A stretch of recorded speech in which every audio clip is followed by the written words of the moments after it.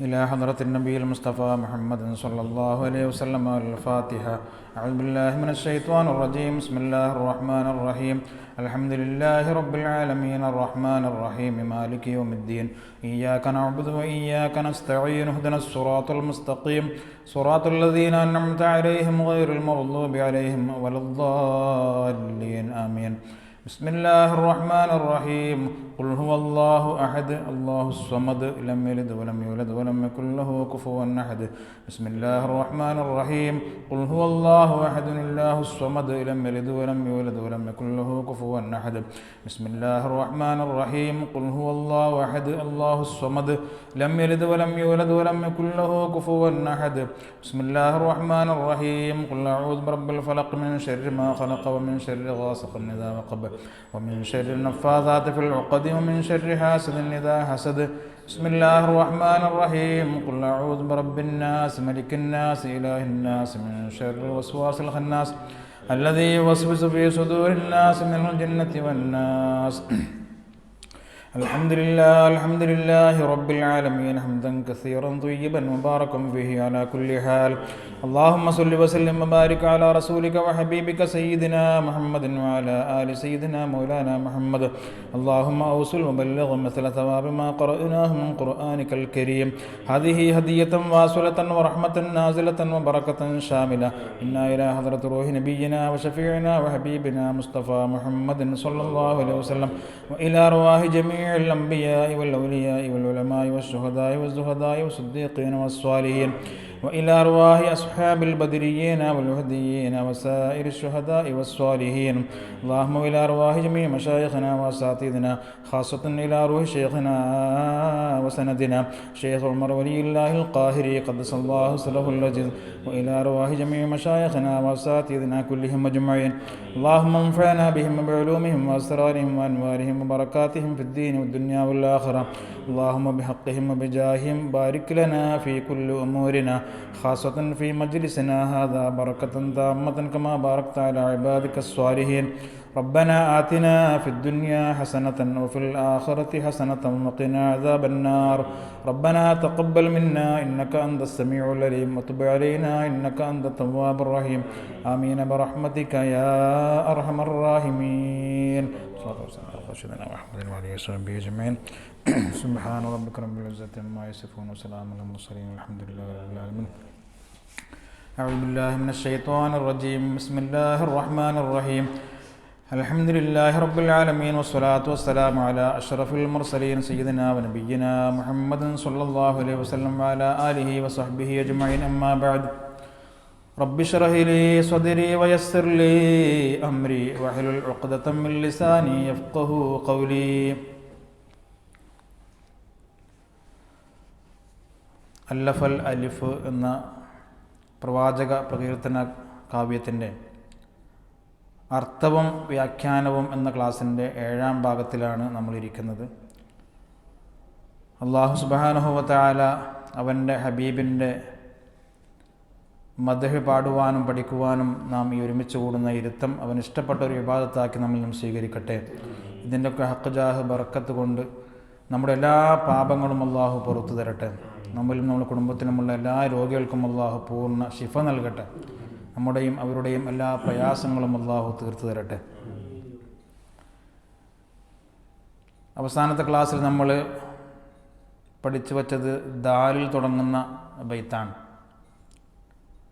ഒരുപാട് അർത്ഥങ്ങൾ അടങ്ങിയിട്ടുള്ള ആ ബൈത്തിൻ്റെ ചില ഭാഗങ്ങൾ മാത്രമേ അന്ന് നമ്മൾ തീർത്തിട്ടുള്ളൂ. അതുകൊണ്ട് തന്നെ ആ ബൈത്തിൻ്റെ വിശദീകരണം ആവശ്യമുള്ള ചില വാക്കുകൾ ഇന്ന് വിശദീകരിച്ചിട്ട് അടുത്ത ബൈത്തിലേക്ക് നമുക്ക് കടക്കാം. ബിസ്മില്ലാഹിർ റഹ്മാനിർ റഹീം. ദും ദവാമദ്ദഹിരി ദായിമൽ ഹുളൂരി വശുഹൂദ് ദുംത ഫീ ജന്നാതി വസുലിൻ ഹാലതൽ അബ്ദാലി ലാ ഇലാഹ ഇല്ലല്ലാഹു ലാ ഇലാഹ ഇല്ലല്ലാഹ് ലാ ഇലാഹ ഇല്ലല്ലാഹു മുഹമ്മദുർ റസൂലുള്ളാഹ്. നമ്മളെന്നതിൻ്റെ അർത്ഥം പറഞ്ഞു. ഹുളൂർ, ഷുഹൂദ് എന്നീ അള്ളാഹിൻ്റെ ഔലിയാക്കൾക്കുണ്ടാവുന്ന ചില അവസ്ഥകൾ, ആ അവസ്ഥകളിൽ നീയും ദായിമയായിട്ടുണ്ടാവുക. നിൻ്റെ ജീവിതത്തിൻ്റെ അധിക ഭാഗങ്ങളിലും അങ്ങനെ നീ ഉണ്ടാവുക. അങ്ങനെ നീ പതിവാക്കിയാൽ ജന്നാത്തു വസിൽ എന്നുള്ള ആരാമങ്ങളിൽ എത്തിയ ഒരു അനുഭൂതി നിനക്ക് ദുനിയാവിൽ വെച്ച് തന്നെ അനുഭവിക്കാൻ പറ്റും. ആ അനുഭൂതി എന്നാൽ അത് അബ്ദാലിയങ്ങൾ എന്നുള്ള അള്ളാഹുവിൻ്റെ ഔലിയാക്കൾപ്പെട്ട ചില ആളുകളുടെ ഒരു അവസ്ഥാവിശേഷമാണ്. അത് നിനക്കും അനുഭവിക്കാൻ പറ്റുന്നതാണ്. അതിൽ നമ്മൾ ഹുദൂർ ഷുഹൂദ് എന്താണ് എന്ന് നമുക്ക് മനസ്സിലാക്കാൻ പറ്റുന്ന രീതിയിൽ നമ്മൾ എന്താക്കിയിട്ടുണ്ട്, വിവരിച്ചിട്ടുണ്ട്. അത് കേൾക്കാത്തവരാരെങ്കിലും ഉണ്ടെങ്കിൽ കഴിഞ്ഞ ക്ലാസ്സിൽ ആദ്യം അത് കേട്ട ശേഷം ഈ ക്ലാസ് കേൾക്കുക. ഇന്നത്തെ ക്ലാസ്സിൽ നമ്മൾ വിവരിക്കാൻ ബാക്കിയുള്ളത് എന്താണ് ജന്നാത്തു വസൽ. സാധാരണ നമ്മൾ ജന്നാത്തുൻ നഈം, ജന്നാത്തുൽ ഫിർദൗസ്, ജന്നാത്തു അദ്ൻ എന്നൊക്കെ പരിശുദ്ധ ഖുർആനിൽ ഒരുപാട് സ്വർഗത്തിൻ്റെ അവസ്ഥകളെക്കുറിച്ച്, സ്വർഗത്തിൻ്റെ പേരുകളെക്കുറിച്ച് പഠിക്കാറുണ്ട്. പക്ഷെ ഇത് നമ്മൾ ആദ്യമായിട്ട് കേൾക്കാം, ജന്നാത്തു വസിൽ എന്നുള്ളത്. അതുകൊണ്ട് തന്നെ മഹാന്മാർ ഇതിൻ്റെ വ്യാഖ്യാനത്തിൽ വിവരിക്കുന്നുണ്ട്. ജന്നാത്തു വസിൽ എന്നുള്ള ഉദ്ദേശിച്ചത് രണ്ടുമാവാം. ഒന്നുകിൽ ആഖിറത്തിൽ അള്ളാഹിൻ്റെ ആരിഫീങ്ങൾ കടക്കുന്ന പ്രത്യേകമായൊരു സ്വർഗമായിരിക്കാം ജന്നാത്തു വസിൽ എന്നുള്ളത്. ഇനി അതല്ല, ഭൂരിഭാഗം മഹാന്മാരും അഭിപ്രായപ്പെടുന്നത് അള്ളാഹുവിലേക്ക് ഷുഹൂദ് ഹുദൂർ പോലത്തെ അവസ്ഥാവിശേഷങ്ങളുമായിട്ട് അള്ളാഹുവിലേക്ക് ലയിച്ചു ചേരുന്ന ഒരു അള്ളാഹിൻ്റെ വലിയ അവർക്ക് പ്രത്യേകമായ ഒരു അനുഭൂതി അവർക്ക് അനുഭവപ്പെടുന്നതാണ്. അത് വാക്കുകൾ കൊണ്ട് വർണ്ണിക്കാനൊന്നും അവർക്ക് സാധിക്കുകയില്ല. അത് അനുഭവിച്ച് മനസ്സിലാക്കുന്ന ചില അനുഭൂതികളാണ്. ഇത്രത്തോളം ദുനിയാവിൻ്റെ ശുഗലുകളിൽ നിന്നും വിട്ടുനിന്ന് അള്ളാഹുവിലേക്ക് ദിക്റുകൾ കൊണ്ടും ഫിക്റുകൾ കൊണ്ടും അള്ളാഹിൻ്റെ ആയാത്തുകൾ ചിന്തിച്ചിട്ടും ഒരുപാട് ഇബാദത്തിൽ മുഴുകിയിട്ടും അള്ളാഹുവിലേക്ക് എത്രത്തോളം ഒരാൾ അടുക്കുന്നുവോ അത്രത്തോളം ജന്നാത്തു വസിൽ എന്ന് പറഞ്ഞാൽ, വസിൽ എന്ന് പറഞ്ഞാൽ ചേരുക, വസ്വല എന്ന് പറഞ്ഞാൽ ചേർത്തു, ഖത്താ എന്ന് പറഞ്ഞാൽ മുറിച്ചു. അപ്പം അതർത്ഥം തന്നെ അവിടെ അള്ളാഹുവിലേക്ക് ചേരുന്ന ആ അനുഭൂതി ഉണ്ടാവുന്ന സ്വർഗങ്ങൾ, അനുഭൂതി, ആ ആരാമങ്ങൾ, പൂന്തോട്ടങ്ങൾ, അതാണ് ജന്നാത്തു വസിൽ. വസിലാകുന്ന ജന്നാത്തുകളിൽ നീ എപ്പോഴും ദായിമയായിട്ടുണ്ടാവും. എപ്പോൾ ഹുദൂർ ഷുഹൂദ് എന്നുള്ള അവസ്ഥകളിൽ നീ ഉണ്ടായിരിക്കുന്ന കാലത്തൊക്കെയും. അങ്ങനെ ഈ ജന്നാത്തു വസിൽ എന്നുള്ള അനുഭൂതിയിൽ ഉണ്ടാവുന്ന ആൾക്കാരാരാണ്? അത് അള്ളാഹിൻ്റെ ഔലിയാക്കളിൽ ഒരു വിഭാഗം ആളുകളായ അബ്ദാലുകൾ എന്നുള്ള ഒരു ആളുകളാണ്. അപ്പോൾ ഈ ഒരു അവസ്ഥ ഉണ്ടാവുന്ന ഈ ആളുകളെക്കുറിച്ച് നമ്മൾ അല്പം മനസ്സിലാക്കണം. ആരാണ് അബ്ദാൽ എന്ന് പറഞ്ഞാൽ? അള്ളാഹിൻ്റെ ഔലിയാക്കളിൽ ആദ്യം നമ്മൾ മനസ്സിലാക്കേണ്ടത്, ഇതൊന്നും മരിച്ചുപോയ പഴയ കഥകളെക്കുറിച്ച് പറയുന്നതല്ല. നമ്മൾ സാധാരണക്കാർ പഴയ ഏതെങ്കിലും കഥകളോ ചരിത്രങ്ങളോ കറാമത്തുകളോ പറയുന്നതല്ല. എപ്പോഴും അള്ളാഹിൻ്റെ ദുനിയാവിൽ നമ്മൾ ചിലപ്പോൾ അവരെ കാണുന്നുണ്ടാവാം, പക്ഷെ അള്ളാഹിൻ്റെ ഔലിയാക്കളപ്പെട്ട ആളുകളായിരിക്കാം, ജീവിച്ചിരിക്കുന്ന ആളുകളാണ്. അള്ളാഹുവിൻ്റെ അടുത്ത അടിമകളിൽ പ്രത്യേകക്കാരായ 300 ആളുകൾ ഉണ്ടാവുന്നതാണ്. അവർക്ക് നുഖബാ എന്ന് പേര് പറയപ്പെടും. അത് ഏറ്റവും താഴെത്തട്ടിലുള്ള ആളുകളാണ്, അള്ളാഹിൻ്റെ ഔലിയാക്കൾപ്പെട്ടവരാണ്. അവരുടെ തൊട്ട് മുകളിലത്തെ പദവിയിൽ 70 പേർ ഉള്ള ഒരു സംഘമുണ്ട്. നുജബാ എന്നാണ് അവർക്ക് പേര് പറയപ്പെടുക. ഇപ്പോഴുണ്ട്, അവരൊക്കെ ജീവിച്ചിരിപ്പുണ്ട്. അവരുടെയും തൊട്ട് മീതെയുള്ള മുകളിലുള്ള ദർജയിലുള്ള ഔലിയാക്കൾ, അവർക്ക് അബ്ദാലുകൾ എന്ന് പേര് പറയപ്പെടും. അപ്പോൾ നമ്മൾ പറഞ്ഞ അബ്ദാലുകൾ അവർ 40 പേരാണ് എന്നാണ്.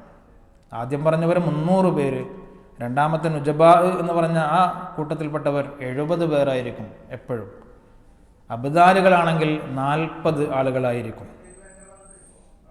സമസ്തയുടെയൊക്കെ അംശാവർ അംഗം 40 അങ്ങനെ 40 ഒരുപാട് പ്രത്യേകതകൾ നമ്മൾ മനസ്സിലാക്കാൻ പറ്റും. 40 ദിവസം ഒരാൾ ആദ്യ നിസ്കാരത്തിൻ്റെ തക്ബീറത്തുൽ ഇഹ്റാമിൽ ഒരുമിച്ച് കൂടിയാൽ അവർക്ക് നിഫാഖിനെ തൊട്ടും അതേപോലെ തന്നെ നരകത്തെ തൊട്ടും അവർക്കൊരു ബറാഅത്തുണ്ടാവും, മോചനമുണ്ടാവും എന്നൊക്കെ പണ്ഡിതന്മാർ പഠിപ്പിക്കുന്നു. അങ്ങനെ 40 ചില പ്രത്യേകതകളുണ്ട്. ചില മഹാന്മാരൊക്കെ ഏതെങ്കിലും വിഷയം, കുട്ടികളില്ലാത്ത വിഷയങ്ങളൊക്കെ പറയുന്ന സമയത്ത് 40 ദിവസം തുടർച്ചയായിട്ട് തഹജ്ജുദ് നിസ്കരിച്ചിട്ട് അള്ളാഹുവിനോട് ദുആ ചെയ്താൽ ഉത്തരം കിട്ടുമെന്നൊക്കെ പറയും. അപ്പോൾ അങ്ങനെ പലപ്പോഴും കേട്ടിട്ടുണ്ട് പലരും പറയുന്നത്. 40 ഒരു പ്രത്യേകത. അപ്പോൾ ഇത് പഠിക്കുന്ന സമയത്താണ് നമ്മുടെ മുഷാവറ അംഗം 40 എന്ന് ഇന്നലെ തങ്ങൾ പറഞ്ഞപ്പോൾ അതിലൊരു പ്രത്യേകത ഉണ്ടാവാം. അള്ളാഹിൻ്റെ വലിയാക്കളാണ് അവർക്ക്. അതിലും ഉണ്ടാവാം അബദ്ധാര്യങ്ങളിൽപ്പെട്ട ആൾക്കാരൊക്കെ. അതുകൊണ്ട് അവരൊക്കെ കൈപിടിക്കാൻ അവസരം കിട്ടുന്ന സമയത്ത് എന്താക്കാം, അവരെ ബുദ്ധിമുട്ടിക്കാത്ത രീതിയിൽ അവരെ കൈപ്പിടിക്കുക, ദുആ ചെയ്തുകൊണ്ട് വസിയത്ത് ചെയ്യുക. ഏതായാലും അവരുടെയും മുകളിലുള്ള ആൾക്കാരുണ്ടെന്നാണ് പദവിയിൽ. അത് 7 പേരാണ്. അള്ളാഹിൻ്റെ ഔലിയാക്കളിൽപ്പെട്ട അഖിയാർ എന്നാണ് അവർക്ക് പേര്. അഖിയാർ. അവർക്കും മുകളിലുള്ളവർ ഉമൂദ് എന്നുള്ള പേരുള്ളവർ. അവർ വെറും 4 പേർ മാത്രമാണ്. 4 ഉമൂദുകൾ, തൂണുകൾ. ദുനിയാവിൽ 4 പേർ ഭയങ്കര ഔലിയാക്കൾ. എന്നാൽ അവരെക്കാളൊക്കെ ഉയർന്ന ഒരു പദവിയുണ്ട്. ഗൗസ് എന്നും കുത്തുബ് എന്നും പേരുള്ള, ഒന്നുകിൽ ഗൗസ് അല്ലെങ്കിൽ കുത്തുബ് എന്നാണ് പറയുന്നത്. അത് ഒരാൾ മാത്രമായിരിക്കും. ഗൗസുൽ ആളം എന്ന് പറയുന്ന, കുത്തുബുൽ അഖ്താബ് എന്ന് പറയുന്നത്. അങ്ങനെ ഓരോ പദവികളും അള്ളാഹു നിശ്ചയിച്ചിട്ടുണ്ട് എന്നാണ്. ഇത് നമ്മുടെ ഇസ്ലാം ഓൺ വെബ് എന്നുള്ള സൈറ്റിൽ നമ്മുടെ ഉസ്താദുമാർ കൊടുത്ത ഈ ഔലിയാക്കളുടെ വിശേഷണങ്ങളൊക്കെ പറയുന്ന ഇതിൽ നിന്നാണ് ഞാനിതെടുത്തത്. അപ്പോൾ നമുക്ക് ധൈര്യമായിട്ട് പറയാമല്ലോ, നമ്മുടെ ഉസ്താദുമാർ അത് പൂർണ്ണമായ തെളിവുണ്ടെങ്കിൽ എന്താക്കും, ഇതൊക്കെ കൊടുക്കും. ഈ ഓരോ പദവിയിൽ നിന്നും ഒരാൾ വഫാത്തായാൽ, മനുഷ്യരാണല്ലോ ഔലിയാക്കൾ, അവർ മരിക്കുന്ന സമയത്ത് തൊട്ട് താഴെ പദവിയിൽ നിന്നും ഒരാളെ മുകളിലേക്ക് അള്ളാഹു ഉയർത്തുന്നതാണ്.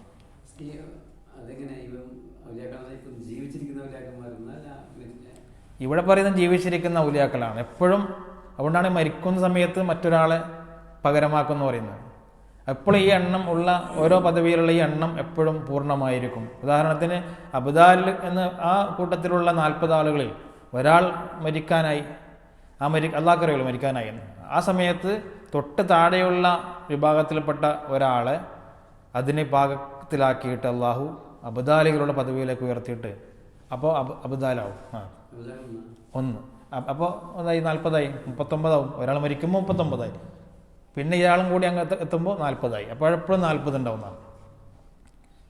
അതുകൊണ്ടായിരിക്കും മുഷാവർ അംഗത്തിലേക്ക് ഒരാൾ വഫാത്താകുമ്പോൾ അങ്ങനെ കിടക്കട്ടെ അങ്ങനെയല്ലല്ലോ പറയുന്നത്.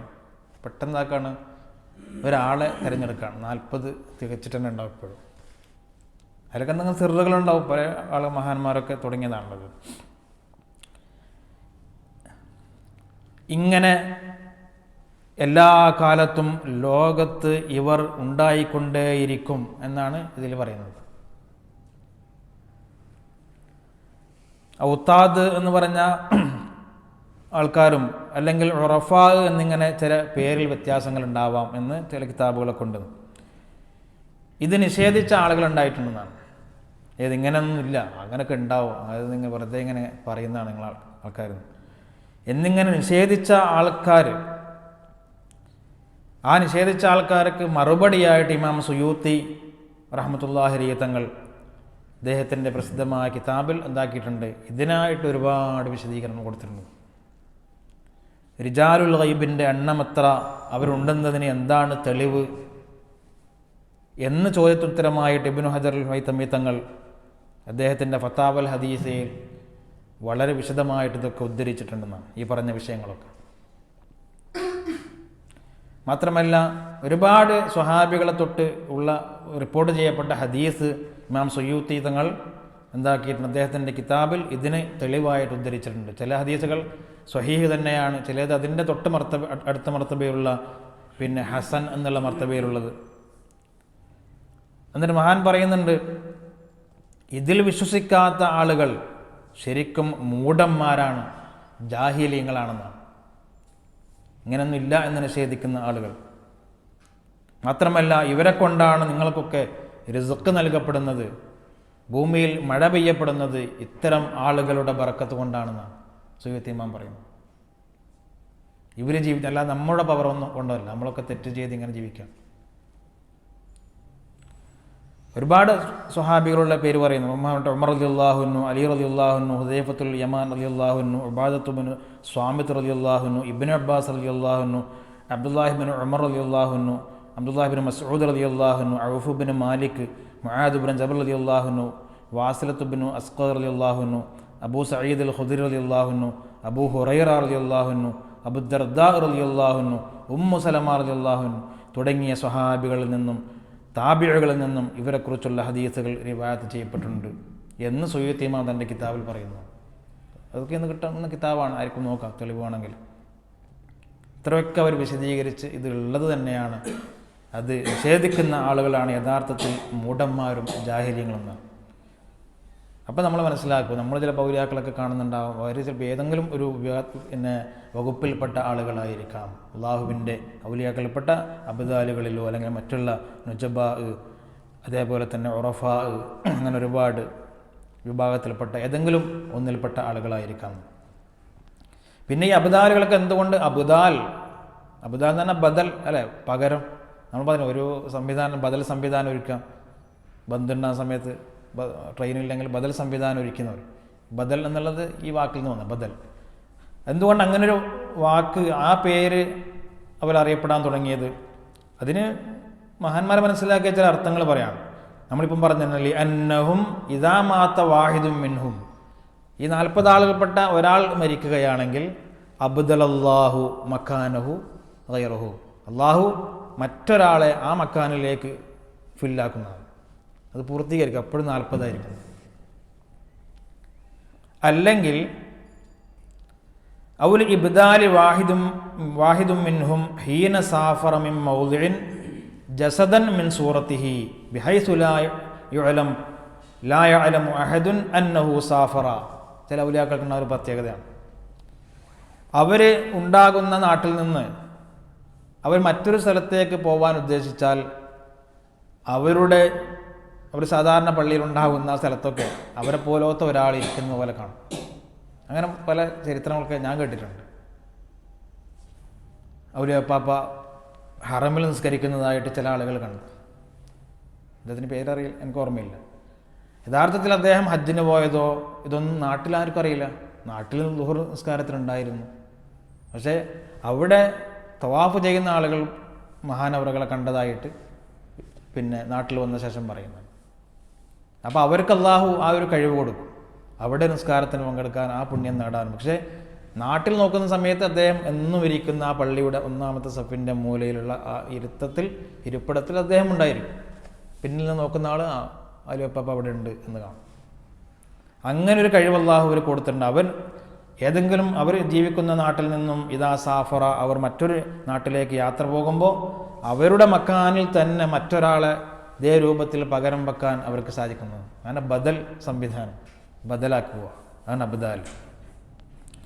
ഇനിയല്ല, 3-ാമത്തെ ഒരു അഭിപ്രായം, അവർക്ക് മുമ്പുണ്ടായിരുന്ന ഈ വിലായത്തിൻ്റെ പദവിയിലേക്ക് എത്തുന്നതിന് മുമ്പ് അവർക്ക് മുമ്പുണ്ടായിരുന്ന പിന്നെ അവരുടെ അവസ്ഥാവിശേഷങ്ങളൊക്കെ മാറി, ദുനിയാവിനോടുള്ള ബന്ധങ്ങളുണ്ട് മുമ്പുണ്ടായിരുന്നല്ലോ, അതൊക്കെ മാറിയിട്ട് ഇപ്പോൾ അള്ളാഹുവിൽ മാത്രമുള്ള ചിന്തകളും അള്ളാഹുവിൽ ലയിച്ച് ജീവിക്കുന്ന ആ ഒരു സ്വഭാവം പകരമായിട്ട് വന്നു.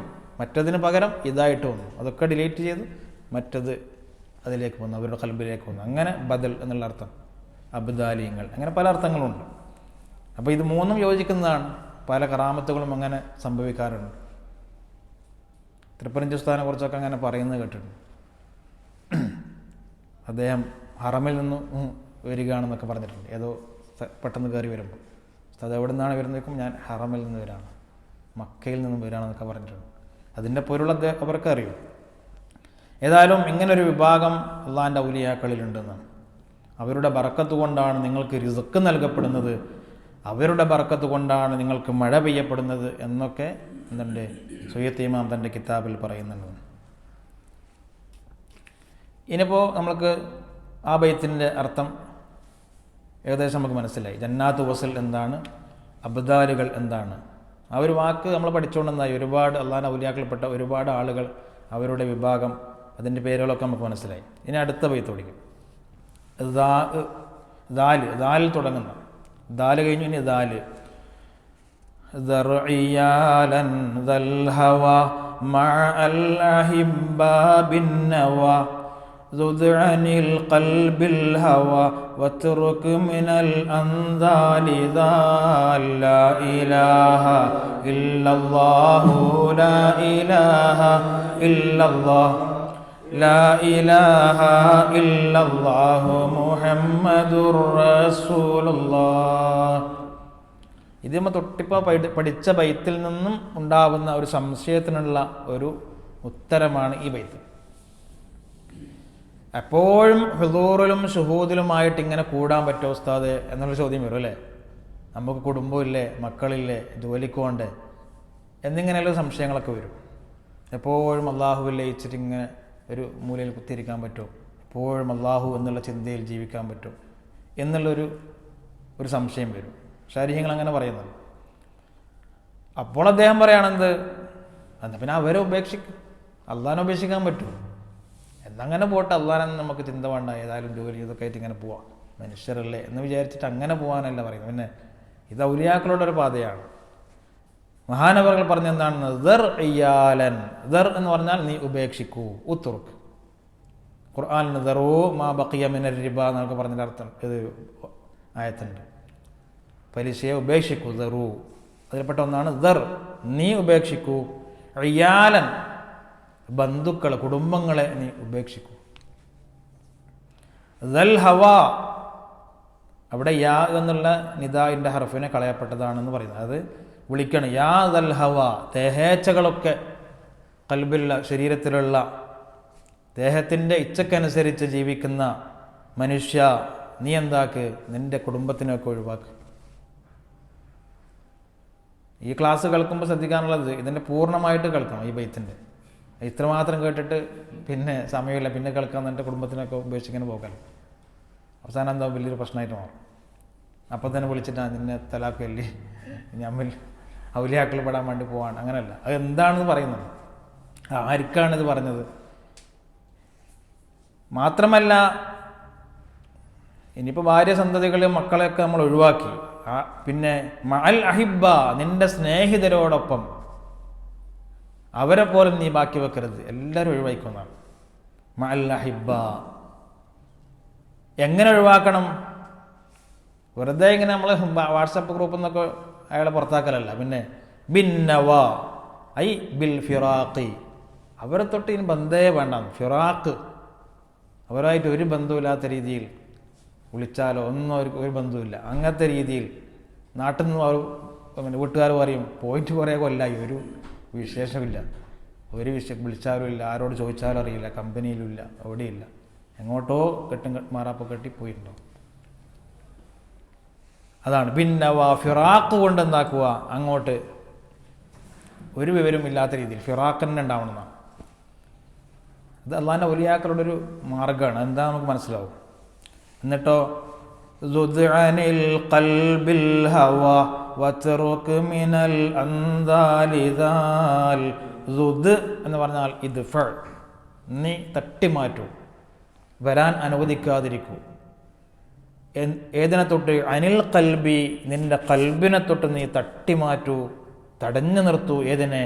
അൽ ഹവ, ദേഹേച്ഛയെ, ശരീരത്തിൻ്റെ ഇഷ്ടത്തിനനുസരിച്ച് ജീവിക്കുക എന്നുള്ള നമുക്കൊക്കെ ഉള്ള ആ ഒരു ദുസ്വഭാവം, ആ സ്വഭാവത്തെ കൽബിൽ വരുന്നതിനെ തൊട്ട് നീ എന്താക്കുക, തട്ടിമാറ്റുക. കാരണം കൽബാണ് വളരെ സ്വാഫിയായിട്ടുള്ളത്, അള്ളാഹുവിനെ ചിന്തിക്കാൻ. കൽബ് പടക്കായാൽ എല്ലാം പടക്കായി. അതൊരു ഹദീസിൽ തന്നെ ഉണ്ടല്ലോ അല്ലേ, ഒരു മാംസക്കഷ്ണമുണ്ട്, അത് നന്നായാൽ ശരീരം മുഴുവനും നന്നായി, അതെങ്ങാനും മോശമായാൽ ശരീരം മുഴുവനും മോശമായി. എന്താണെന്നറിയുമോ അത്? അലാ വഹിയൽ ഖൽബ്, അതാണ് ഖൽബ് എന്നുള്ളത്. ഖൽബിന് ഇതൊന്നും ബാധിക്കാൻ പാടില്ല. ഒരിക്കൽ റസൂലുള്ളാഹി സ്വല്ലല്ലാഹു അലൈഹി വസല്ലം പറയുന്നുണ്ട്, അത്തഖ്വ ഹാഹുന, തഖ്വയുള്ളത്, അള്ളാഹുവിനെ കുറിച്ചുള്ള പേടിയും ഭയവും അള്ളാഹിൻ്റെ സ്നേഹമൊക്കെ കിടക്കുന്നത് എവിടെയാണ്? ഖൽബിലാണ്. അതുകൊണ്ട് ഖൽബിൽ ഈ ഒരു സ്വഭാവം വന്നുകൂടുന്നതിന് തൊട്ട് നീ തടഞ്ഞു നിർത്തണം. വത്തുറൊക്കെ നീ ഉപേക്ഷിക്കണം. ഒരുപാട് കാര്യങ്ങൾ ഇതിൽ പറയുന്നുണ്ട്. ഈ ക്ലാസ്സിൽ നമുക്കത് പൂർണ്ണമായിട്ട് വിശദീകരിക്കാൻ സമയം കിട്ടിയില്ലെങ്കിൽ അടുത്ത ക്ലാസ്സിൽ പഠിക്കാം. വത്തുറുക്ക് നീ ഉപേക്ഷിക്കൂ മിനൽ അൻസാലി നീചരായ ആളുകളിൽ നിന്നുള്ള ദാൽ എന്ന് പറഞ്ഞാൽ വത്തുറുക്ക് എന്നുള്ളതിൻ്റെ മഫ്ഊലാണ്. എന്തിനുപേക്ഷിക്കണം? ദാൽ എന്ന് പറഞ്ഞാൽ ദൈലുൻ വാലിനാണ്, വാലുണ്ടാവില്ല ബാക്കിൽ വാല്, അതിനാണ് ശരിക്ക് അറബിയിൽ പിന്നെ ദൈല്, അതിലേക്കാണ് ദാൽ എന്ന് പറഞ്ഞാൽ നീ നീചരായ ആൾക്കാരുടെ വാലാകുന്നതിനെ തൊട്ട് നീ എന്താക്കുക? സൂക്ഷിക്കുക.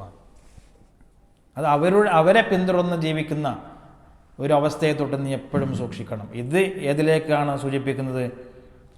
കള്ള ത്വരീക്കത്തിനെ തൊട്ടും കള്ള മശായിഖന്മാർ ചമഞ്ഞുകൊണ്ടുവരും, അവരെ തൊട്ട് നീ എന്താക്കണം? എപ്പോഴും കാക്കണം. എന്നാലും തങ്ങളുടെ പ്രസംഗത്തിൽ നമ്മൾ കേട്ടു, എപ്പോഴും നന്നാവാൻ ഏറ്റവും ആഗ്രഹിക്കുന്ന ആളുകളെ കാണുന്നുണ്ടാവില്ലേ, കള്ള ത്വരീക്കത്തിലും കള്ള ഷേഖന്മാരുടെ പിന്നാലും പോവാൻ സാധ്യത കൂടുതലുള്ളത്. എപ്പോഴും ഒരേ രൂപത്തിൽ തന്നെ ജീവിക്കുന്ന പിന്നെ എന്ത് കള്ള ത്വരീക്ക, എനിക്കേടെ സമയം കിട്ടുന്നത്? വാട്സപ്പിന് നോക്കാൻ ഫുള്ള് സമയം കിട്ടില്ല, അതിനും 25 മണിക്കൂറും കൂടി ദിവസം വേണമെന്ന് വരും. അങ്ങനത്തെ ആളുകൾക്ക് പിന്നെ ഇത് കള്ള ത്വരീക്കത്ത്, പിന്നെ എന്ത് ത്വരീക്കത്തായാലും നല്ല ത്വരീക്കത്തായാലും അവർക്ക് വിഷയമില്ല.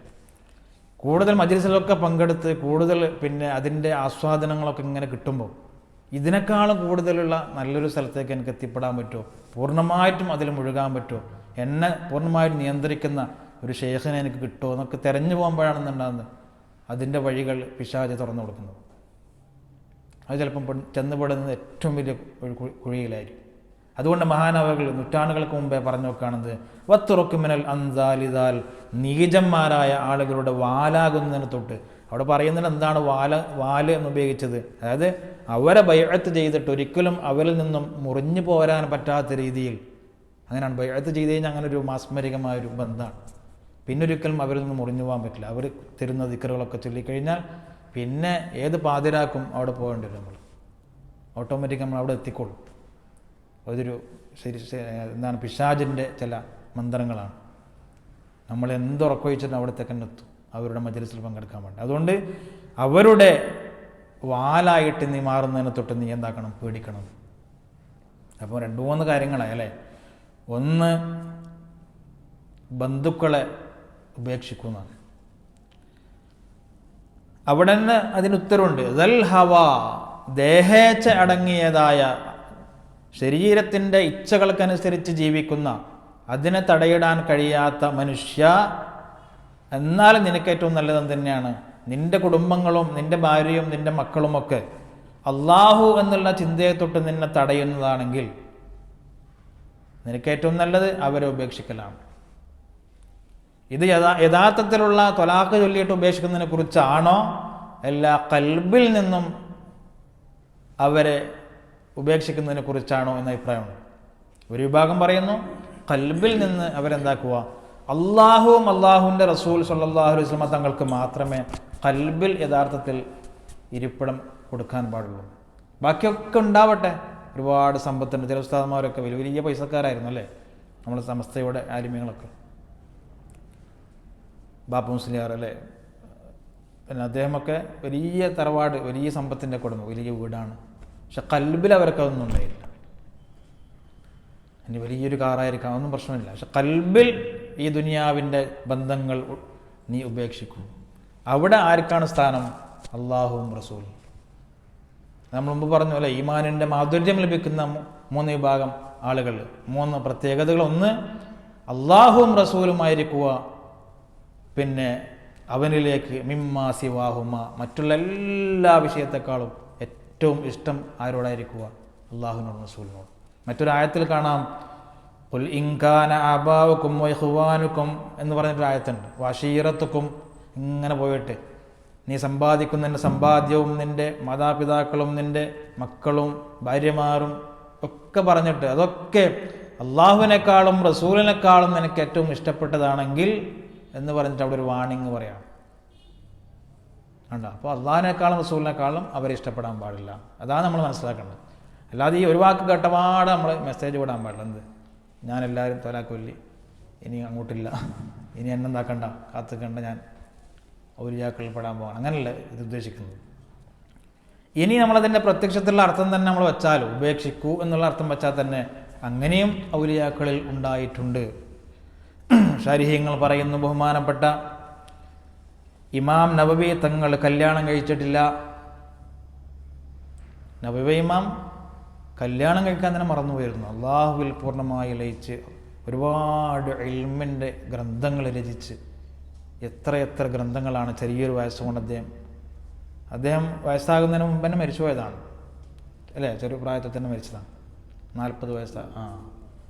ആ കാലഘട്ടങ്ങളിൽ നമ്മൾ 400 വർഷം ജീവിച്ചാലും നമുക്ക് ഒരു ഗ്രന്ഥം പോലും ഉണ്ടാക്കാൻ സാധിക്കും. ഇസ്ലാം ദീനിന് അത്രയേറെ ഇൽമ് സമർപ്പിച്ചുകൊണ്ടാണ് അദ്ദേഹം ഇവിടെ പറഞ്ഞത്. അദ്ദേഹത്തിൻ്റെ ചരിത്രത്തിൽ കാണാൻ അദ്ദേഹം കല്യാണം കഴിച്ചിട്ടില്ല. ബഹുമാനപ്പെട്ട CM വലിയുല്ലാഹി ഖദ്ദസല്ലാഹു സിറഹുൽ അസീസ് തങ്ങൾ തൻ്റെ ഭാര്യയെ ഒഴിവാക്കി എന്ന ചരിത്രത്തിൽ പറയുന്നുണ്ട്. ഒരിക്കൽ ഭാര്യയെ വിളിച്ചു പറഞ്ഞു, അടുത്തേക്ക് വിളിച്ചിട്ട് പറഞ്ഞു, ഇനി നിൻ്റെ ഹക്കുകളൊന്നും വീടാൻ എനിക്ക് സാധിക്കില്ല. അദ്ദേഹത്തിൻ്റെ ഹാലുകൾ ഇങ്ങനെ മാറാണ്. കാരണം ഭാര്യയാകും, ഭാര്യയ്ക്ക് ശാരീരിക സുഖം നൽകണം, ഇസ്ലാമിൻ്റെ നിയമമാണ്. ഭാര്യയ്ക്ക് ചെലവിന് കൊടുക്കണമെങ്കിൽ നമ്മൾ ജോലിക്ക് പോകണം.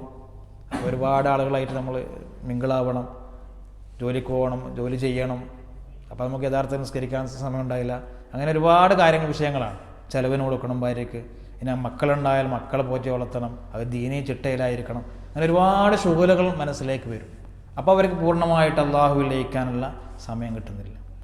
അപ്പോൾ നിന്നെ ഞാൻ ഒഴിവാക്കുകയാണ്, നീ മറ്റൊരു കല്യാണം കഴിച്ചിട്ട് എന്തായിരിക്കും, സുഖമായിട്ട് ജീവിച്ചോ എന്നുള്ള രീതിയിൽ മഹാന്മാർ ഭാര്യമാരെ ഒഴിവാക്കാറുണ്ട്. ബഹുമാനപ്പെട്ട ഇബ്രാഹിം ഇബ്നു അദ്ഹം റളിയല്ലാഹു അൻഹു ഔലിയാക്കൾ പ്രമുഖരാണ്, ചരിത്രത്തിൽ അറിയപ്പെട്ടവരാണ്. അദ്ദേഹത്തിൻ്റെ ചരിത്രം നമുക്കറിയാം, അതൊന്നും പറയാൻ ഇവിടെ സമയമില്ല. അദ്ദേഹം വലിയ രാജാവിൻ്റെ മകനായിരുന്നു. ഇപ്പോൾ ഇവിടുത്തെ രാജാവിൻ്റെ മകനെ കുറിച്ച് നമുക്കറിയാം അല്ലേ? അവർക്ക് എന്തും പ്രവർത്തിക്കാം, എന്തും അവർക്ക് സുഖാഡംബരത്തിൽ ജീവിക്കാനുള്ള എല്ലാ സ്വത്ത് വകകളുമുണ്ട്. അങ്ങനത്തെ വലിയൊരു അന്നത്തെ രാജാവിൻ്റെ മകനാണ്, രാജകുമാരനാണ്. എപ്പോഴും ഇടക്കിടക്ക് എന്താകും, കാട്ടിലേക്ക് മൃഗങ്ങളെ വേട്ടയാടി പിടിക്കാൻ അവരുടെ ഒരു ഹോബിയായിരുന്നു ഇബ്രാഹിമിനും അദ്ദേഹം തങ്ങളുടെ. ചെറുപ്പക്കാരനാണ്. അങ്ങനെ നല്ല നല്ല കുതിരപ്പുറത്ത് ഒരുപാട് സംഘങ്ങളായിട്ട് ഇങ്ങനെ, അതിന് മുമ്പിൽ ചെന്നായ ഉണ്ടാവും. ഈ ചെന്നായാണ് അവരെ പിടിച്ചുകൊണ്ടിരുന്നത്, മൃഗങ്ങളെ കാട്ടിൽ നിന്ന്. അങ്ങനെ ഇവർ കാട്ടിലേക്ക് കുതിച്ചു പായുന്നതിനിടയിൽ ഒരു അശരീരി കേട്ടുന്നാണ്, ഓ ഇബ്രാഹിം, ഇതിനു വേണ്ടിയാണോ നിന്നെ സൃഷ്ടിക്കപ്പെട്ടത്? ആദ്യം അദ്ദേഹം ഇതൊരു പൈശാചികമായ എന്തോ ആയിരിക്കും ചെയ്തിട്ട് അങ്ങനെ 3 പ്രാവശ്യം അദ്ദേഹത്തിൻ്റെ പിടിച്ച കടിഞ്ഞാൻ അവിടെ നിന്നും ഒരു സൗണ്ട് കേട്ടുന്നതാണ്. അങ്ങനെ അദ്ദേഹം നിർത്തിയിട്ട് അദ്ദേഹം കൂട്ടുകാരോടൊക്കെ പറഞ്ഞു, നിങ്ങൾ ഇതൊക്കെ കഴിഞ്ഞ് തിരിച്ചു പോയിക്കോ, ഞാൻ മറ്റൊരു വഴിക്ക് പോവാണ്. അങ്ങനെ എല്ലാവരെയും ഉപേക്ഷിച്ചു. രാജകുമാരനായിട്ട് കൊട്ടാരത്തിൽ താമസിക്കേണ്ട ഒരു ചെറുപ്പക്കാരനാണ്. പെട്ടെന്നുള്ള അള്ളാഹുവിൻ്റെ ഒരു പിടുത്താണ്. അദ്ദേഹം പാടിയ തറക്തുൽ ഖൽഖ തുറം ഫീ റിളാക വഅയ്തംതുൽ അയ്യാല ലികൈ അറാക. തറക്തുൽ ഖൽഖ, സൃഷ്ടികളൊക്കെ ഞാൻ ഉപേക്ഷിച്ചു. തുറം ഫീ റിളാക, നിന്റെ തൃപ്തിയിൽ ഇനിയുള്ള കാലം ജീവിക്കാൻ ഉദ്ദേശിച്ചുകൊണ്ട് ഞാനൊക്കെ ഉപേക്ഷിക്കുകയാണ്. വൈത്തംതുൽ അയ്യാല, എൻ്റെ കുടുംബങ്ങളെയും മക്കളെയും ഒക്കെ ഞാൻ യതീമാക്കി, അനാഥകളാക്കി. ലിക്കൈ അറാക, നിന്നെ കാണണമെന്നുള്ള ഉദ്ദേശത്തോടെ ഞാൻ പോവുകയാണ്. അങ്ങനെ അദ്ദേഹം കാട്ടിലേക്ക് പോയി. കാട്ടിൻ്റെ ഉള്ളിലേക്ക് പോയിട്ട് വലിയൊരു സൂഫിയായിട്ട് ഇബാദത്തിലായിട്ട് ജീവിച്ചു. എന്നിട്ട് പറയാം, വലൗ ഖത്തഅതനി ഫിൽ ഹുബ്ബി ഇർബാ ലമഹന്നൽ ഫുആദു ഇലാ സിവാക. നിന്നെ സ്നേഹിക്കാൻ ഞാൻ മുന്നോട്ട് വരുന്ന സമയത്ത് നീ തടഞ്ഞുകൊണ്ട് എൻ്റെ കൈകാലുകൾ വെട്ടിക്കീറി മുറിച്ചാലും കഷ്ണമാക്കി മുറിച്ചാലും ലമഹന്നൽ ഫുആദു ഇലാ സിവാക, എൻ്റെ ഖൽബിൽ നിന്നോടുള്ള സ്നേഹം മാത്രമേ ഉണ്ടാവൂ. എൻ്റെ ശരീരം മുഴുവനും വെട്ടിക്കീറി ഇഞ്ചിഞ്ചായിട്ട് മുറിച്ചെറിഞ്ഞാലും എൻ്റെ ഖൽബിൽ അല്ലാഹ് നിന്നോടുള്ള സ്നേഹം മാത്രമേ ഉണ്ടാവൂ എന്നൊക്കെ ഇങ്ങനെ പാടിയിട്ട് നടന്നതാണ് ഒരുപാട് കാലം. അള്ളാഹിൻ്റെ ഔലിയാക്കൾ അറിയപ്പെട്ട ആളായി. അപ്പോൾ അതിലൊക്കെ നമ്മളിപ്പോൾ ഇതിൻ്റെ തെളിവായിട്ട് മഹാന്മാർ പറയാൻ കാരണം, അങ്ങനെ പലരും ഇയാളുകളെ കുടുംബത്തെ ഉപേക്ഷിച്ച് പോയിട്ടുണ്ട്. ഹിബ്ബ ഇനയും കോട്ടകൊത്തളങ്ങളൊക്കെ ഉപേക്ഷിച്ച് അള്ളാഹുവിലേക്ക് പോയിട്ടുണ്ട്. ബഹുമാനപ്പെട്ട സൈനുദ്ദീൻ മഖ്ദൂം തങ്ങൾ അദ്കിയയിൽ പറയുന്നു, വത്റുക് മിനൽ അസ്വാജി മൻ മാ സഅദത് ഫീ ത്വഅത്തിൻ വഖ്തർ അസൂബൻ ഫാളിലാ. വത്റുക് മിനൽ അസ്വാജി, നിന്റെ അസ്വാജ് ഭാര്യ മക്കൾ അവരൊക്കെ നീ ഉപേക്ഷിച്ചോ. ആരെ? മൻ മാ സഅദത് ഫീ ത്വഅത്തിൻ, അല്ലാഹുക്ക് ഇബാദത്ത് എടുത്തുകൊണ്ട് ജീവിക്കാൻ സഹായിക്കാത്ത തടസ്സമാകുന്ന ഭാര്യയുണ്ടോ അവരൊക്കെ നീ ഉപേക്ഷിച്ചോ. വഖ്തർ അസൂബൻ ഫാളില, നീ ഒരു അസൂബായിട്ട്, അത് കല്യാണം കഴിക്കാത്തവനെ പോലെ ഒറ്റയ്ക്ക് ജീവിച്ചോന്നാണ്. അവരൊക്കെ ചിന്തിച്ചത് അങ്ങനെയാണ്. അള്ളാഹുലേക്ക് അടുക്കാൻ തടസ്സമാകുന്നുണ്ടോ അതൊക്കെ ഉപേക്ഷിച്ചോന്നാണ്. എന്നാൽ അതും പറഞ്ഞ് നമുക്ക് നിർത്താം. അപ്പോൾ നമ്മൾ വിചാരിക്കും എന്നാൽ പിന്നെ അതന്നെ നല്ലതല്ലേ, ഇത് കേൾക്കുന്ന ആരെങ്കിലും പിന്നെ കല്യാണം ഇപ്പോൾ അടുത്ത് കഴിച്ചവരാൻ വിചാരിക്കും വെറുതെ ആ കുറേ പൈസകൾ എന്താക്കിയത് ചിലവാക്കിയത്, അല്ലെ രണ്ടാഴ്ച മുമ്പേ കേട്ടിട്ടുണ്ടെങ്കിൽ സംഭവം വേണ്ടായിരുന്നു. ഇപ്പോൾ കഴിക്കാൻ പോകുന്ന ആൾ വിചാരിക്കും ഇതൊക്കെ നമ്മൾ ആകെ പുസ്തകം പറ്റിക്കുന്നതാണല്ലേ, ഇതൊക്കെ പറഞ്ഞിട്ട് കല്യാണം കഴിക്കാതിരിക്കാൻ വേണ്ടി.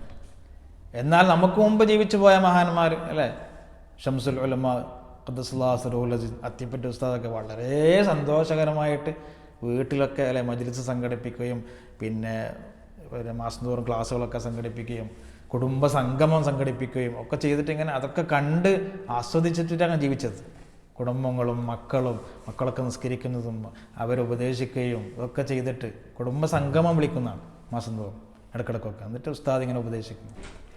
അങ്ങനെയൊക്കെ ജീവിച്ച ആളുകളാണ്. അപ്പോൾ ഇതിലൊക്കെ മഹാന്മാർ ഇതൊക്കെ മിക്സാക്കിയിട്ട് അതിൽ നിന്ന് അവർ പറയുന്നത് അള്ളാഹുവിൽ ലയിക്കുവാനും അള്ളാഹുവിൻ്റെ ദിക്ർ ഫിക്റിലും ഇബാദത്തിലും ആയിട്ട് ജീവിക്കുവാനും നിനക്കത് തടസ്സമാകുന്നുണ്ടെങ്കിൽ മാത്രം എന്താക്കിയാൽ മതി, നീ ഉപേക്ഷിച്ചാൽ മതി. നിനക്ക് അവരെ ഖൽബിൽ നിന്നും ഉപേക്ഷിക്കാൻ പറ്റും, അവരെ കൂടെ തന്നെ ജീവിക്കാൻ പറ്റുമെങ്കിൽ ഏറ്റവും ഹൈർ അതാണ്. എന്നിട്ട് മഹാന്മാർ പറയുന്നുണ്ട് അള്ളാഹുവിലേക്ക് അടുക്കാൻ നിനക്ക് അവർ സഹായകമാകുമെങ്കിൽ അത് 1000 ആളുകളുണ്ടെങ്കിലും നിനക്ക് ഹൈർ അവരെ കൂടെ തന്നെ ജീവിക്കലാണെന്നാണ്.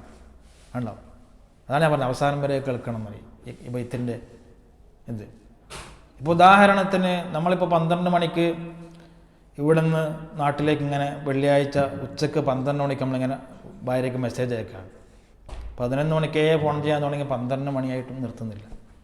സ്വാലിഹത്തായ ഒരു ഭാര്യയാണെങ്കിൽ പറയും അവിടെ എത്ര മണിയായി? ഇപ്പോൾ 1:30 മണിയായി.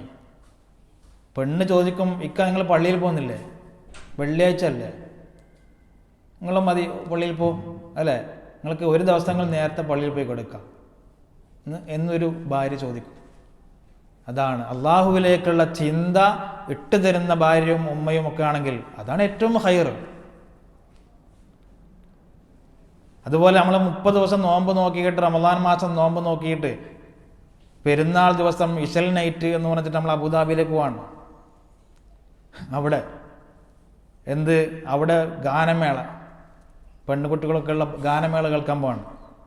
അവിടെ ഇരിക്കുമ്പോഴാണ് ഭാര്യ വിളിക്കുന്നത്. എന്താന്ന് നോക്കുക, എന്തോരം ഒച്ചപ്പാട് കേൾക്കുന്നത്, അല്ല ഞാനിന്ന് ഇവിടെ പെരുന്നാൾ ആഘോഷമാണ്. അപ്പോൾ പെണ്ണ് ചോദിക്കുകയാണ് നിങ്ങളെന്ത് മനുഷ്യനാണ് 30 ദിവസം നോമ്പ് നോക്കിയിട്ട് ഇബാദത്തിലൊക്കെ മുഴുകിയിട്ട് ഖത്തം തീർത്തിട്ട് നിങ്ങൾ ഇന്ന് ഗാനമേളക്ക് പോകാൻ നിങ്ങളെന്ത് മനുഷ്യനാണ് എന്ന് ചോദിച്ചാൽ ആ ഒരു ചോദ്യം നമുക്ക് വല്ലാത്ത വർഷങ്ങൾ ചിന്തിക്കാൻ ഉതകുന്ന ഒരു ചോദ്യമായിരിക്കും. അതാണ് പറയുന്നത്, ഭാര്യ നന്നായാൽ ഉമ്മ സ്വാലിഹത്താണെങ്കിൽ മക്കൾ ഉപ്പയോട് നല്ലത് ഉപദേശിക്കുകയും ഓർമ്മിപ്പിക്കുകയും ചെയ്യുന്നവരാണെങ്കിൽ അവരേറ്റവും ഹൈറാണ്. അത് നമ്മൾ വീട് നിറഞ്ഞു കവിഞ്ഞിട്ടുണ്ടെങ്കിലും ഏറ്റവും നമുക്ക് നല്ലതാണെന്ന് മഹാന്മാർ ഇതിൻ്റെ അടിക്കുറിപ്പിൽ പറയുന്നുണ്ട്. അങ്ങനെ ജീവിക്കൽ ഏറ്റവും ഹൈറാണ്. ഷംസുലുമൊക്കെ കുടുംബം ഉണ്ടായിട്ടുണ്ടല്ലേ, ചെറുവാൾ ഉസ്താദിനൊക്കെ കുടുംബം ഉണ്ടായി. എന്നല്ല ചില മഹാന്മാരൊക്കെ പഴയ കാലത്തൊക്കെ 3 ഭാര്യമാരൊക്കെയാണ്, എന്നിട്ട് ഒരുപാട് മക്കളുണ്ട്. അവർ മരിച്ചിട്ടാകുമ്പോൾ ചരമകോളത്തിലൊക്കെ വരുമ്പോൾ ഒരുപാട് മക്കൾ, 3 ഭാര്യമാർ, ഒരു 22-25 മക്കളായിരുന്നു. എന്നാൽ അവരാണെങ്കിൽ ഏറ്റവും വലിയ വിലായത്തിൻ്റെ പദവിയിലെത്തിയിട്ട് ദുആക്ക് ഉത്തരം കിട്ടുന്ന എത്രയോ ആളുകളുടെ ക്യാൻസർ മറ്റൊക്കെ സുഖം ലഭിച്ച, അതേപോലെ തന്നെ മരിക്കുന്ന സമയത്ത് ലാ ഇലാഹ ഇല്ലല്ലാഹ് എന്ന് ചൊല്ലി പുഞ്ചിരിച്ച് കിടന്ന ആൾക്കാരൊക്കെയാണ്. അവർക്കൊക്കെ കുടുംബം ഉണ്ടായിട്ടുണ്ട്, 1-ൽ കൂടുതൽ ഭാര്യമാർ ഉണ്ടായിട്ടുണ്ട്. അപ്പോൾ നമ്മൾ ചിന്തിക്കേണ്ടത് ഈ ഒരു ബൈത്ത് കൊണ്ട് ഉദ്ദേശിക്കുന്നത് ഖൽബിൽ ദുനിയാവ്, അത് ഏതായാലും ഭാര്യയായാലും മക്കളായാലും ജോലിയായാലും ഇതൊന്നും ഖൽബിൽ ഇടം പിടിക്കരുത്. കാരണം അതൊക്കെ നശിക്കുന്നതാണ്. ഹുദൂറു ഷുഹൂദ് എന്നുള്ളൊരു രൂപത്തിലേക്ക് നമുക്ക് അള്ളാഹുവിൽ ചിന്ത വരണമെങ്കിൽ അതൊക്കെ ഉണ്ടായിക്കോട്ടെ. പക്ഷേ ജോലിക്ക് പോകണം, മക്കളെ പോറ്റണം, കല്യാണം കഴിക്കണം, പിന്നെ നാട്ടിലേക്ക് ചിലവിന് അയക്കണം, എല്ലാവരുമായിട്ട് സ്വാലിഹീങ്ങളുമായിട്ടൊക്കെ. അതും ഇവിടെ പറയുന്നുണ്ട്, നീ ഇതൊക്കെ വിട്ടുപോയാൽ നേരത്തെ പറഞ്ഞ സ്വാലിഹീങ്ങളുടെ കൂടെ ഇരിക്കുന്ന ഒരു പുണ്യം നിനക്ക് എങ്ങനെ ലഭിക്കും എന്നും ശാരീരികൾ അങ്ങോട്ട് ചോദിക്കുന്നുണ്ട്. നമ്മൾ മുമ്പ് പറഞ്ഞല്ലോ അല്ലേ, ഹല്ലി ഹല്ലി എന്നിട്ട് നമ്മൾ പറഞ്ഞിട്ടുണ്ട്, സ്വാലിഹീങ്ങളെ കൂടെ ഇരിക്കുമ്പോൾ ഒരുപാട് മഹത്വമുണ്ട്. അതെങ്ങനെ ലഭിക്കും? നീ ഇടങ്ങ് കാട്ടിൽ പോയാൽ കിട്ടുമോ? ആടാര് ഉള്ളത് കുറേ സിംഹവും പുലി എന്നല്ല, അതുപോലെ ആട് മേയ്ക്കാൻ പോയാൽ കിട്ടുമോ? ഇല്ലല്ലോ. അപ്പോൾ അതൊന്നുമല്ല, ഇതിങ്ങനെ നമ്മൾ ചുരുക്കി മനസ്സിലാക്കുക. അള്ളാഹുവിൻ്റെ ചിന്തകളെ തൊട്ട് നിന്നെ തടയുന്ന എന്ത് വിഷയമുണ്ടെങ്കിലും അതൊക്കെ പരമാവധി അതിൽ നിന്നും വിട്ടു നിൽക്കാൻ നീ എന്താക്കുക, ശ്രമിക്കുക. എന്നിട്ട് എപ്പോഴും അള്ളാഹു എന്നുള്ള ചിന്ത നിനക്കുണ്ടാവുമ്പോൾ മറ്റുള്ളതൊക്കെ നടന്നു പോകും. അള്ളാഹിൻ്റെ തൗഫീഖ് കൊണ്ട് മഹാന്മാരൊക്കെ അങ്ങനെ ജീവിച്ചത്. അവരൊരുപാട് ദുനിയാവ് കൊണ്ട് കെട്ടിമറിഞ്ഞവരല്ലെങ്കിലും അവരുടെ പെൺമക്കളൊക്കെ കെട്ടിച്ചയക്കപ്പെട്ടിട്ടുണ്ട്. അവർക്കൊന്നും അങ്ങനെ ബുദ്ധിമുട്ടൊന്നും ഉണ്ടായില്ല. പക്ഷെ അവർ ഏറ്റവും അള്ളാഹുവിൽ ചിന്തിച്ച് ഇബാദത്തിൽ മുഴുകിയത് കൊണ്ട് തന്നെ അവരെന്താക്കി, ഏറ്റവും വലിയ അവർ രണ്ടും അവർക്ക് ലഭിച്ചു. ദുനിയാവും റാഹത്തായി, ആഖിറവും റാഹത്തായിട്ട് അവർക്ക് മാറി.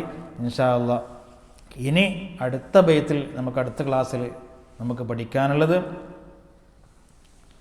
ഇതിൽ തന്നെ ഇനി വിശദീകരിക്കാനുണ്ട്. അടുത്ത ക്ലാസ്സിൽ നമ്മൾക്ക് ഇതിൻ്റെ വത്തുറുക്കുമിനൽ അന്താലിദാൽ എന്നും അതേപോലെ അതിന് മുമ്പുള്ള ഹവയെ തൊട്ട് നിൻ്റെ കൽബിനെ നീ തടഞ്ഞു നിർത്തുമെന്നുള്ള ഈ 2 വാക്കുകൾ നമുക്ക് അടുത്ത ക്ലാസ്സിൽ വിശദമായിട്ട് പഠിക്കാനുണ്ട്.